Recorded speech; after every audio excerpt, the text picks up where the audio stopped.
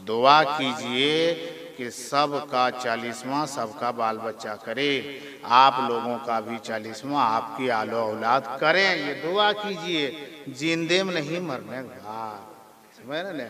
हाँ, पहले 40वां करा के एडवांस मत रखिएगा, इसलिए कि एडवांस रखने से फायदा क्या है, तैयारी तो कुछ है नहीं।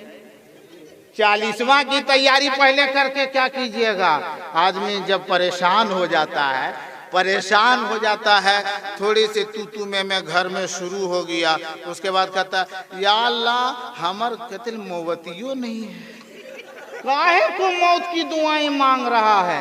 कौन सी तैयारी कर लिया है रे कि वहां जाएगा एकदम जाके पहलवानी लड़ेगा।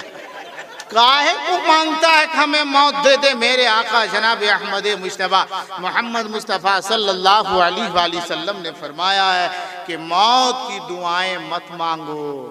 काहे को, जानते थे कि हमारी उम्मत के अंदर से पूरा खोखला है, मांगिए कि क्या करेगा रे।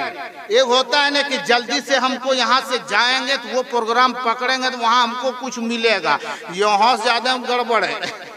जाने से फायदा क्या है। दुआएं मांगते हैं लोग, कुछ थोड़ा सा तू में बगझग हो गया, उसके बाद अल्लाह हमें मौत दे दे, अल्लाह हमें मौत दे दे। अरे मरने की इतना शौक है रे, कुछ किया रे।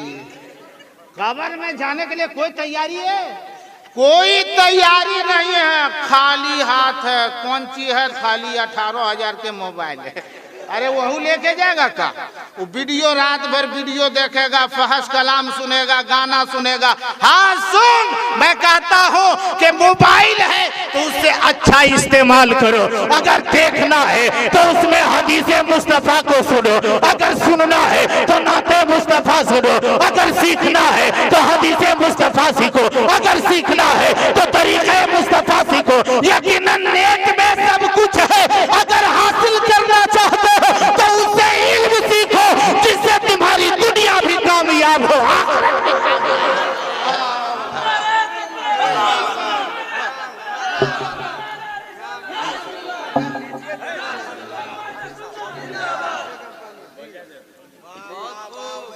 आज आदमी लोग माशाअल्लाह अल्लाह फजल फरमा, आज देखते हैं कोई जब आदमी इंतकाल करता है उसको चादर ओढ़ा देते हैं, और जब गांव मोहल्ले में ऐलान हो जाता है, मस्जिद की माइक से ऐलान कर दिया, यहाँ भी इस तरह ऐलान होता होगा क्या? ये बहुत अफसोस के साथ ये ऐलान किया जाता है कि फलाने साहब के अब्बू फलाने मियाँ साहब इंतकाल कर गए हैं। तो सुनने के बाद क्या कहता है जानते हैं हजरत? वो कैसे मर गए? वहां दुआ पढ़ने का पढ़बे न करेगा, ये नहीं कहेगा इन्ना लिल्लाहि व इन्ना इलैहि राजिऊन, सब कहेगा तो कल तो ठीक है ले मरले कैसे? अबे तुमको वो फिक्र का है, कोई मर गया, जाना तो सभी को है। दुआ पढ़ने के लिए तुझे हुक्म दिया गया है कि क्या करना, कैसे मर गया। अब दूसरा से कहोगा सुन लो कि जो कैसे मर गए, तो तू सुन के वो भी मर गया, वो भी सुना कि मर गया है, कैसे मर गया कैसे जानेगा वो? अब जाकर के उसी से पूछो कि तुम कल ठीके था आज मरा का है, तो वही जवाब दे। तुमको दुआ पढ़ने का है कि वहां जाके उसको कैसे मर गया उसके फिक्र में लगल है। तुम भी मरेगा, तुम अपने तैयारी कर। जब जाता है ना, जब जनाजे कब्र ये क्या कहते हैं चरपाई पे लेटा देते हैं मुर्दे को, जब इंतकाल कर जाता है चादर ओढ़ा दिया तो सब आदमी जाता है, तो जाने के बाद में गोड़ देखता है, अरे पैर देखता है, हाँ ये भी देख, इन लोग भी देखा हुआ है। जब देखता है कि फलाने साहब का इंतकाल हो गया, कि जब भी जाता है एक आदमी वहां रहेगा, आहिस्ता से उसके चेहरे से कपड़े को हटा देगा, सब आदमी चेहरा देखेगा, फिर उसके बाद ढक देगा। सब आदमी चेहरा ही देखता है, उसके जिस्म में पैर नहीं है, पैर को देखो, उसके जिस्म में हाथ नहीं है, हाथ को देखो उसके, लेकिन देखता क्या? चेहरा देखता है। क्यों देखता है मालूम है? चेहरा देखने का हुक्म क्यों दिया गया है कि चेहरा देख के पता चल जाएगा कि दुनिया में ये कैसा आदमी था, कितना नेक आदमी था। ए मुसलमानों, मरने के बाद अगर अपना चेहरा खूबसूरत बनवाना हो तो तुम हर बार जोहर का वक्त हो जाए तो तुम वजू कर लेना, असर का वक्त हो वजू करना, नमाज़ें पढ़ना, मगरिब का वक्त हो वजू करना, नमाज़ें पढ़ना, इशा का वक्त हो वजू करना, नमाज़ें पढ़ना, फजर का वक्त हो वजू करना, नमाज पढ़ना। मेरे आका फरमाते हैं जो 5 वक्त वजू करता है उसका चेहरा मरने के बाद रोशन हो जाएगा। और जिंदाबाद जिंदाबाद। और इतना ही नहीं, अरे भाई, नारे तकबीर, नारे रिसालत, जलसे चहल्लू, नारे तकबीर, अल्लामा जहांगीर आलम ओवैसी। अरे वाह, जिंदाबाद जिंदाबाद। हश्र में उसका चेहरा खूबसूरत होगा जो ज्यादा से ज्यादा वजू करेगा। और आजकल आदमी वजू कम करता है, फेरन लवली ज्यादा करता है, वजू कम करता है, फेस वॉश का कोई कहना ही नहीं रह गया है। पचाड़ा पर पचाड़ा, पुटी पर पुटी, पचाड़ा पर पचाड़ा। अरे ये सूरत बना के यहाँ खूबसूरत तो हो जाएगा रे, लेकिन पता चलेगा मरने के बाद न रे बउआ ये क्या होता है। अपने चेहरे को खूबसूरत बनाओ तो वजू करके खूबसूरत बनाओ। कि तुम बार बार वजू करते रहोगे, नबी का फरमान है, किसी दुनियादार का फरमान नहीं है, मेरे आका का फरमान है। दुनियादार का फरमान उसका कहना बदल सकता है लेकिन जमीन बदल सकती है, आसमां बदल सकता है, फरमाने मुस्तफा बदल नहीं सकता। मेरे आका ने फरमाया कल क़यामत के दिन उसका चेहरा सबसे ज्यादा खूबसूरत होगा जो ज्यादा से ज्यादा वजू करेगा। अब बताइए कि हम लोगों का चेहरा कते खूबसूरत रहेगा जो जुमा वजू करेगा। और तो उससे ज्यादा वजू तो है नहीं, जुमा का जुमा वजू है, बस जुमा का जुमा, और वह 2 रकात के लिए, हाँ 2 रकात के लिए। आज हम इतने तबाह हैं, आज हम इतने बर्बाद, देखते नहीं हाँ 2-4 मिनट और बोले, हाँ 2-4 मिनट सुनने के लिए थे, 1 घंटा तो हम बोल ही नहीं सकते।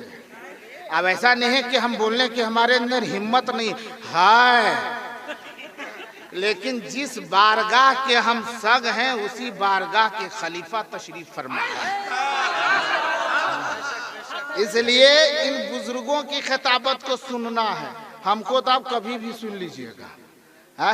हाँ हम ऐसा मिल जाएंगे, ये गया से आएंगे और हम गिरिये दिखे हैं हम गिरिये दिखे हैं और हजरत गया से आएंगे तो देर हो गया ना, इसलिए 2-4 मिनट और बर्दाश्त किए। पूरा मजमा बोले या रसूल अल्लाह, और जोर से बोलो सुभान अल्लाह। अब मुसलमानों मरने की तैयारी कुछ है, कुछ किए हैं, सबकी तैयारी। अभी देखिए माइक का इंतजाम, जलसा होना है आज की तारीख में 29 तारीख को, जो अभी तारीख वो बदल गई अभी, लेकिन 29 तारीख को जलसा होना है। लेकिन माइक वाले का बयाना और माइक का इंतजाम 1 हफ्ता पहले, बिरयानी आप लोगों को खिलाएंगे 29 तारीख को, लेकिन बिरयानी का चावल 24 तारीख को ले आया। खाना बनेगा 29 तारीख को शाम में, और डेग सुबह से इंतज़ाम, चूल्हे का इंतज़ाम। पहले मैंने कहा जनाब जमाल साहब, मैंने कहा साहिबे खाना आखिर ऐसा क्यों कर रहे हैं, मिलाद तो ईशा के बाद है ना, तो माइक का इंतज़ाम हफ्ता दिन पहले, डेग का इंतज़ाम 1 दिन पहले, चावल का इंतज़ाम 2 दिन पहले, ऐसा क्यों कर रहे हैं? अरे जब मिलाद शरीफ इधर शुरू, इधर डेग चढ़ाई दीजिए। बोला हजरत वैसा नहीं होगा। हम बोले क्यों? बोला कोई काम को अंजाम तक पहुंचाने के लिए अरे उसकी तैयारी पहले करनी पड़ती है। मैंने कहा जब दुनिया का एक काम करने के लिए तैयारी पहले से करनी पड़ती है, जब ये यकीन है कि हमें मरना है, तो मरने से पहले मरने की तैयारियां क्यों नहीं करते? मरने की तैयारी। लेकिन कैसे करें? क्योंकि बताइए बाल उल सफेद हो गया है, आप कुछ तैयारी कीजिए, मरने की कुछ तैयारी कीजिए, मरने के बाद क्या होगा उसके लिए कुछ इंतजाम कीजिए। तो जवाब क्या होता है? जाल दिन मौसम में है देखल तो वहाँ बहादुरी लड़ने जाना है, वहीं देखा जाएगा। क्या देखा जाएगा? वहाँ लोग क्या देखते हैं? वहाँ भी वह चेहरा देखते हैं, वहाँ भी वही चेहरा देखते हैं। जब कब्र में मुर्दे को रख दिया जाता है, उसके बाद उसके चेहरे से कपड़े को हटा दिया जाता है और सारे लोग एक के बाद देखते देखने के बाद हाँ ठीक है, ठीक। दूसरा तो तुम हटो हम देखते हैं। दूसरा गया, हाँ ठीक है। तीसरा भी जाता है, कहता हाँ ठीक है। अरे ठीक है ये है तो बाहर में कह रहा मैं तुम चल। जब वो ठीक है तो तुम बाहर में क्या हो? ठीक है, चेहरा क्यों दिखाया जाता है? इसलिए दिखाया जाता है कि देख तेरे तरह ये पैर वाला है, तेरे तरह ये हाथ वाला है, तेरे तरह ये आंख वाला है, तेरी तरह ये जुबान वाला है, तेरी तरह ये कान वाला है। कल आज से पहले तेरे तरह ये चलता था, तेरे तरह खाता भी था, तेरे तरह घूमता भी था, तेरे तरह जागता भी, तेरे तरह सोता भी, तेरे तरह उठता भी, तेरे तरह खड़ा भी होता था, तेरे ही तरह था। लेकिन आज देख पैर है लेकिन उठने के काबिल नहीं, हाथ है लेकिन इशारा करने के काबिल नहीं, आंख है लेकिन खोल के देखने के काबिल नहीं, कान है लेकिन वो जुबान है लेकिन वो बोल सकता नहीं। देख सब कुछ है लेकिन बेहिस्सा हरकत पड़ा है।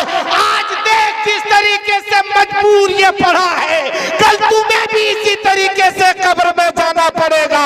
अरे कहाँ आया है मालूम नहीं, कहाँ जाना है मालूम नहीं।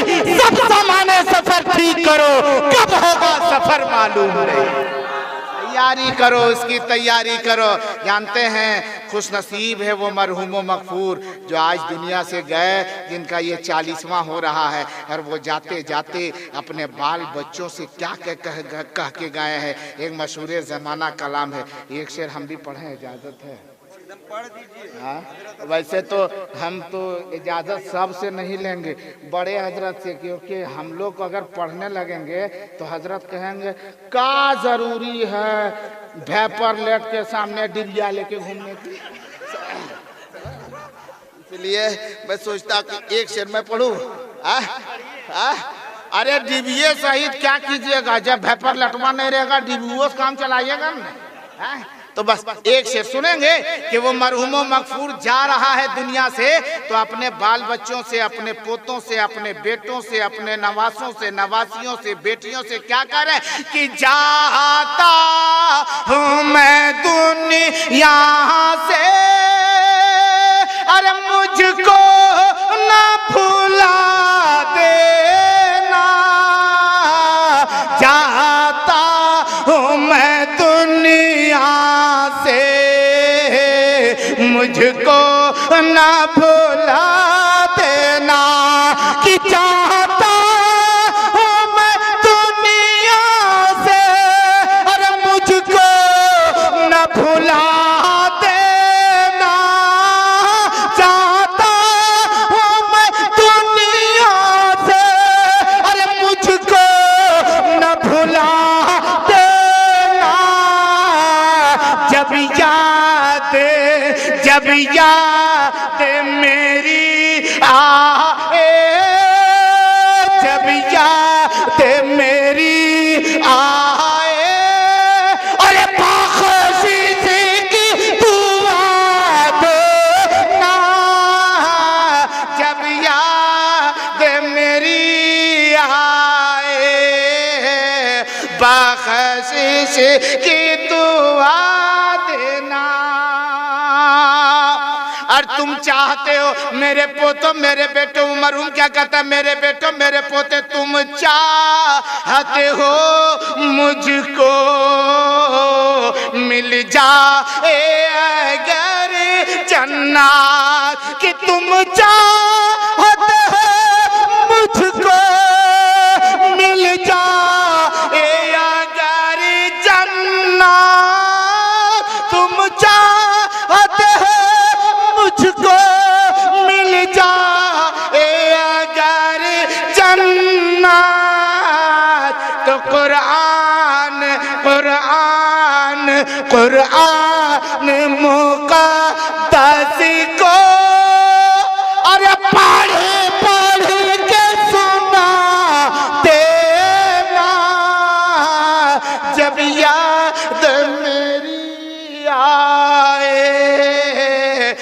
खशीश की दुआ देना।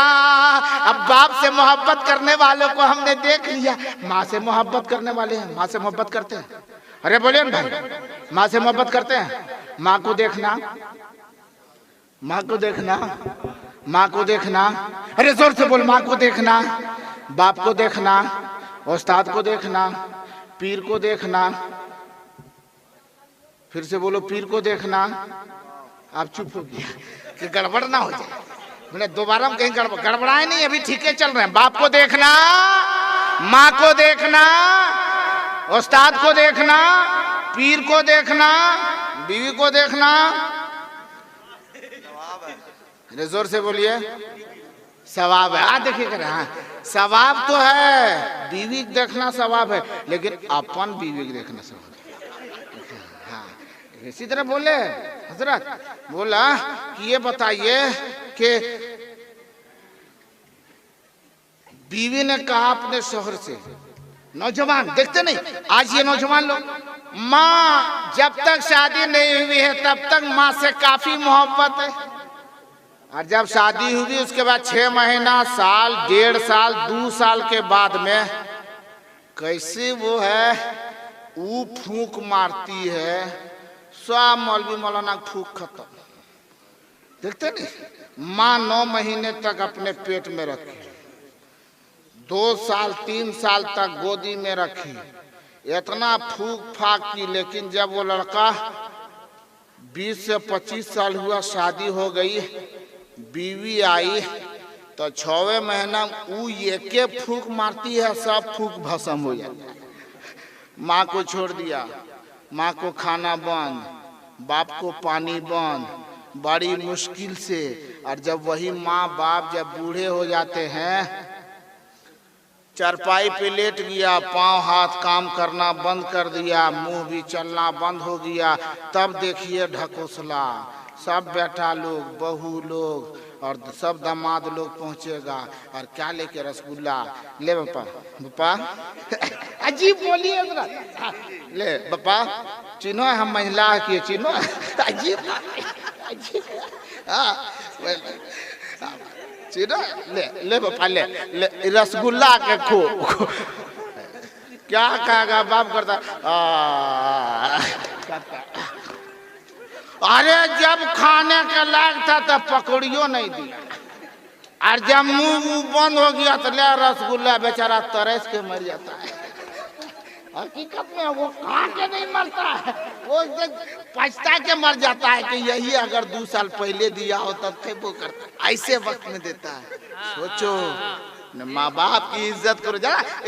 बीवी कहे अपने शौहर से कि आप हमसे कितनी मोहब्बत करते हैं, बोला बहुत ज्यादा मोहब्बत करते हैं। बोला कितनी मोहब्बत, बोला अभी दूसरे काम में है, हिसाब किताब में है, ख्याल कर, है अभी दुकानदारी हिसाब किताब। बोला बहुत मोहब्बत करते हैं। बोला नहीं आज हम मानेंगे नहीं, बताइए कितनी मोहब्बत करते हैं। शौहर झुंझला गया, बोला लैला मजनू से भी ज्यादा मोहब्बत करते हैं। बोला और बताइए कितनी मोहब्बत करते। बोला जल्दी ये भागे, हम अपना काम करें, छुटकारा नहीं मिल पा रहा। बोला बताइए कितनी मोहब्बत करते हैं। तो शौहर ने कहा ये देख रही है क्या? बोला हाँ। बोला ये मोबाइल है। बोला हाँ मोबाइल तो है। बोला इसके अंदर में एक सिम है, पता है? बोला हाँ सिम है। बोला मोबाइल बगैर सिम के कोई काम का नहीं होता है, और सिम बगैर मोबाइल के कोई काम का नहीं होता। तो ये मोबाइल हम है और सिम तुम हो, माने हम बाहर वाला है, तुम अंदर वाली हो। तुम अंदर के इतनी मोहब्बत करते हैं कि तुम अंदर की चीज हो, इतनी मोहब्बत तुमसे एकदम बिल्कुल करेजा भी ज्यादा। अच्छा हाँ, बीवी बहुत खुश हुई। हर दिन की तरह नहीं, आज बढ़ चढ़ के नाश्ता है, खाना है, कोरमा है, कबाब है बना रही। उसकी सहेली आई, बोला आज मुस्कुरा भी रही है और बढ़िया बढ़िया खुशबूदार खाना बना रही है, क्या बात है? बोला आज अजीब खुशी मिली है। बोला क्या खुशी मिली है? तो वो कहती है खुशी ये है कि मेरा शौहर मुझसे बड़ी मोहब्बत करता है। बोला कितनी मोहब्बत करता है? बोला उन्होंने कहा है ना कि हम मोबाइल हैं और तुम सिम कार्ड हो, सिम हो, हम मोबाइल है तुम सिम हो, देखो कितनी मोहब्बत करता है।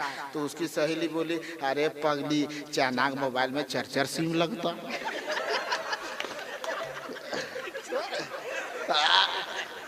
ख्याल रख, अब पता नहीं कौन सिम में इनकमिंग और आउट गोइंग है कि नहीं, सिम तो बहुत है।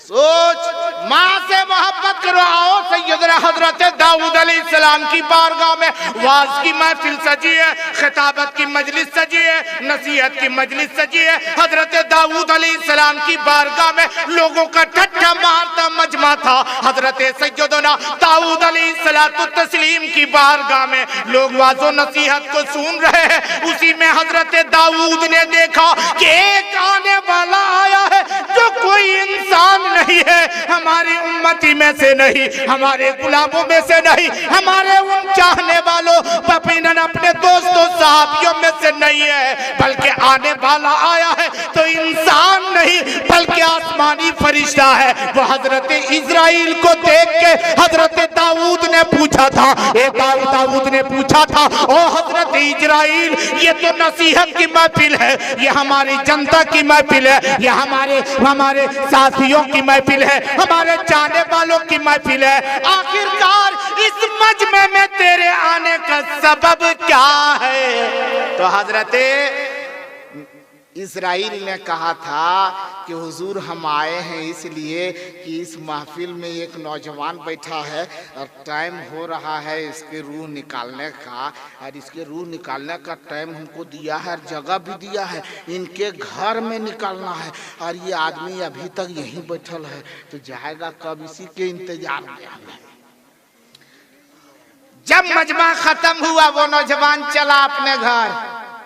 नूरी फरिश्ते को तो देख नहीं पा रहा है, पीछे पीछे ये मलकुल मौत, आगे आगे वो नौजवान अपना घर पहुंचा। घर पहुंचा, उसकी माँ आंख की अंधी, पांव की लंगड़ी, हाथ की लूली, बहुत मजबूर माँ है, प्यास सख्त की लगी थी मुसलमानों। माँ ने जो ही पांव की आहट को सुना है, माँ कहती है बेटा आ गया, मुझे प्यास लगी है, पानी पिला दो। नौजवान घड़े के करीब गया, घड़े के करीब गया, पानी लेके आया और पानी लेकर आया अपनी माँ के करीब दिया, माँ ये पानी ये पी ले। माँ अभी पानी पीना शुरू की, मलकुल मौत आ चुका है, चंद लम्हा बाकी है नौजवान की रूह निकालने का।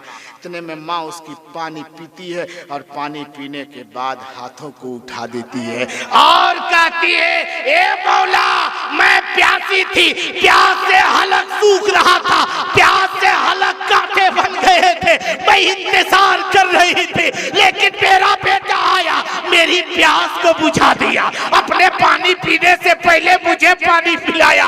ए मौला, जिस बेटे ने मुझे पानी पिलाया है उस बेटे की उम्र को मौला तू लंबी फरमा दे, उस उम्र को लंबी कर दे, उस उम्र को, उस बेटे के उम्र को तवील कर दे। अभी इतना कहना था, माँ की दुआ बापे इजाजत से टकराती है, रब फरमाता है ए मलकुल मौत वापिस बुलाता हो, उनकी माँ की दुआ से मैंने उनकी उम्र को बढ़ा दिया है। मुसलमानों,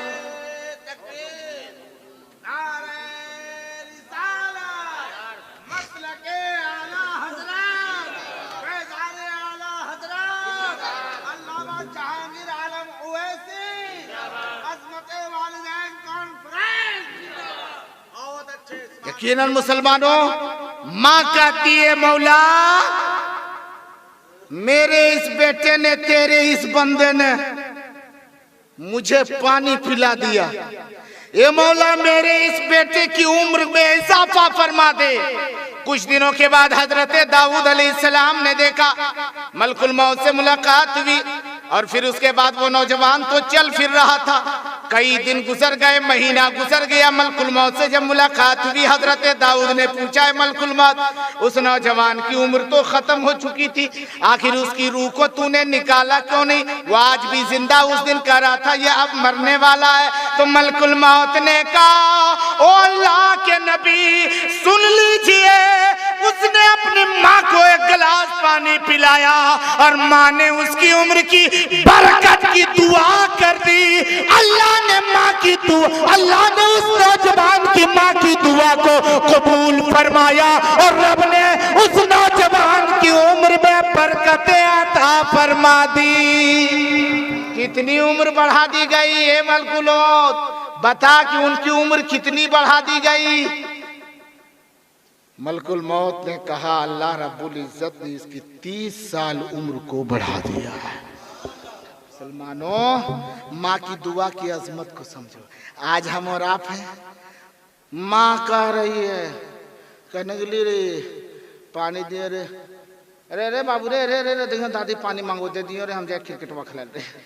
भाई किया गेम खेलने चला गया, गेम खेलने में मशहूर है, टीवी बंद नहीं होगा, सीरियल बंद नहीं होगा।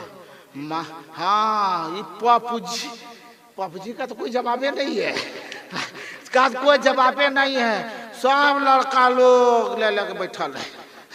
हाँ मर मर मर मर मर मर, फिर थोड़ा कते मारेगा रे, मार ले जितना मारना है, जो कब्र में मराएगा तो पता चलेगा। सोच, अपने आप की तैयारी करो। जानते एक रिवायत और बोलो, बस 2-3 मिनट और सुनेंगे।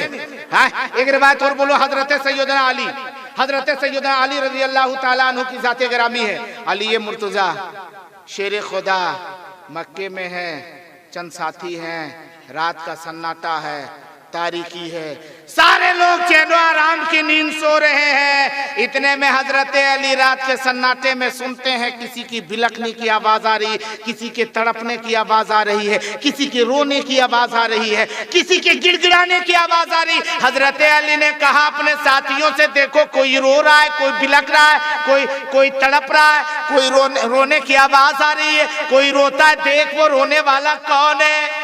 एक शख्स गया और जाकर के देखा तो वो रोने वाला आदमी कैसा था, गौर करो, रोने वाला आदमी कैसा था, जिसका हाथ भी नहीं चल रहा था, पांव से मजबूर था, और वो काबे के पास था और लुढ़क के बदन के बल लुढ़क करके काबे का तवाफ कर रहा था और रोते जाता था और कहता था, मौला मुझे माफ कर दे, ए अल्लाह हमें माफ कर दे, ए अल्लाह मेरी गलती मेरी खता को माफ कर दे। वो लुढ़क के उलट के काबे का तवाफ कर रहा, क्योंकि पांव चलता नहीं था, हाथ काम करता नहीं था। आखिरकार उन लोगों ने कहा कि ए अली, ऐसा शख्स है जिसका हाथ पांव चलता नहीं, वो जमीन पे उलट लुढ़क करके काबे का तवाफ कर रहा है। हजरत अली ने कहा उसे बुला करके ले आओ। ये लोग गए, चल तू रोता क्यों है, तू कौन सी माफी मांगता है, तू बता दे। कहा मैं बता नहीं सकता, क्योंकि मैं गुनहगार हूँ, बहुत बड़ा खताकार हूँ, मैं बता नहीं सकता। बोला तुम्हें बताना पड़ेगा, और नहीं तो चलो मेरे अली के पास तुम्हें जाना पड़ेगा। कहा चला तो जाऊंगा, लेकिन जाऊंगा कैसे, पैर नहीं चलता है, हाथ नहीं चलता है। बोला कांधे पर उठा करके ले जाऊंगा। वो शख्स सोचा कि अली के पास जाऊंगा और अली के दोस्तों के कांधे पर जाऊंगा, मेरी खुशनसीबी कितनी है। वो शख्स को कांधे पर उठाया है और उठाने के बाद अली के पास लेके गया। हजरत अली से अली ने पूछा, आखिर तुम इस तरह बिलख क्यों रहा था, इस तरीके से रो क्यों रहा था, इस तरीके से तुम गिड़गिड़ा क्यों रहा था, तेरे रोने की वजह क्या है, सबब क्या है। उन्होंने कहा, ए अली मैं बताऊंगा नहीं। बोला बता दो। बोला मैं नहीं बता सकता। हजरत अली ने जोर दिया कि बताओ, तो उस शख्स ने कहना शुरू कर दिया कि मैं बाप का इकलौता बेटा था। बात को सुनो, मैं बाप का इकलौता बेटा था, मेरा बाप बहुत बड़ा मालदार था, रईस था, सोने चांदी के अंबार है मेरे घर में ढेर लगे हैं। बाप ने मेरे लिए तिजोरी को खोल रखा था, जितना चाहता नोट पैसे निकालता और ले जा करके मैं उसे खत्म करता। यहाँ तक कि मेरी आदत बिगड़ गई, बुरों की संगत लग गई, शराबियों की संगत लग गई, जुआरियों की संगत लग गई। अब मैं जुआबाजी में करने लगा, जुओं के अड्डे पे जाने लगा, गुनाहों के अड्डे पे जाने लगा। मैंने पैसे को बहुत बर्बाद किया। जब मेरे बाप को पता चला है, मेरे बाप ने मुझसे कहा कि तुम जुआरी हो, जुए के अड्डे पे जाते हो, तुम शराबी हो, शराब के अड्डे पे जाते हो, तुम फला के पास जाते हो, वो गुनाह करने वालों गुनाह के अड्डे पर जाते हो। आज से तेरे लिए तिजोरी लोग है, तेरे लिए कोई पैसे नहीं है। अब उस नौजवान ने कहा, जब मुझे बाप ने डांटा, मैं एक गोशे को पकड़ा, कोने को पकड़ा, बहुत रोया कि मैं बहुत बड़ी मैंने गलती कर दी है। लेकिन मेरे साथी आते रहे, जुआरी मेरे पास आते रहे, मुझे बहकाते रहे, शराबी मेरे पास आते रहे, मुझे बहकाते रहे, गुनाहगार मेरे पास बदकिरदार लोग आते रहे, बदअखलाक लोग आते रहे, मुझे बहकाते रहे। एक दिन मेरे अंदर का शैतान उभरा है और मैंने कहा, मेरे बाप वो तिजोरी की चाबी दे दो। बाप ने कहा चाबी नहीं दूंगा। मैंने इसी गुस्से में, वो शैतान मेरे ऊपर उभरा और मैंने हाथ को उठा दिया अपने बाप पे। ए अली, मैंने हाथ को उठाया था, मेरे बाप के आंखों में आंसू आ गए। मेरे बाप को मेरे बाप का चेहरा मुरझा गया। मेरे बाप बिलखने लगा, मेरे बाप के आंखों से आंसू आने लगे। मेरे बाप ने चंद कपड़े को झोले में सिमेटा है और अपने घर से मेरा बाप निकल चुका है, पता नहीं कहां चला गया। मैं गुनाहों में बोलो फिस रहा, लेकिन मेरा बाप है, मेरा बाप है। मेरे बाप मेरी नजरों से गायब हो चुके।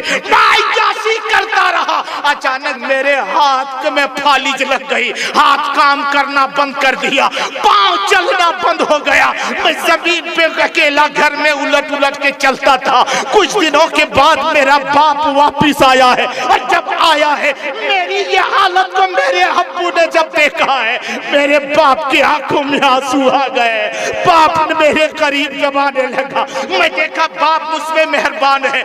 मैं लुढ़कता बाप के करीब गया, मेरे बाप ने अपने हाथों से मेरे इस यकीनन बेकाबू जिस्म को उठाया है, सीने से लगाया है। मेरा अब्बा रो रहा है, मेरे बाप रो रहा है, और मेरे बाप का मेरे अब्बू कहते हैं, बेटा तुझे तकलीफ क्या है? मैंने कहा पाँव काम करता नहीं, हाथ काम करता नहीं, मेरे लिए दुआ कर दीजिए, मैं माफी चाहता हूँ, मेरे अब्बू मुझे माफ कर दीजिए।